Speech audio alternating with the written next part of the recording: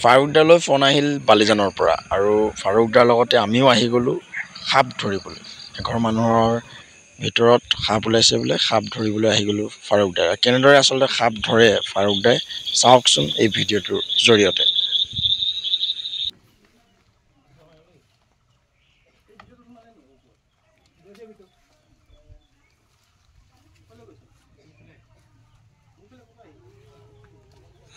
আহি দেখিলোঁ সাপ এডাল নহয় দুডাল, এডাল ঘৰৰ বাহিৰত বাৰাণ্ডাৰ কাষত আছিলে আৰু এডাল ভিতৰত। তো ফাৰুকদাই ইয়াত দেখিছে ভিডিঅ'ত, ফাৰুকদাই এডাল হাতেৰে ধৰি লৈ গৈছে আৰু এইডাল ধৰাৰ পিছতে আন এডাল ধৰে, তাৰো ভিডিঅ' দেখিব, চাওক।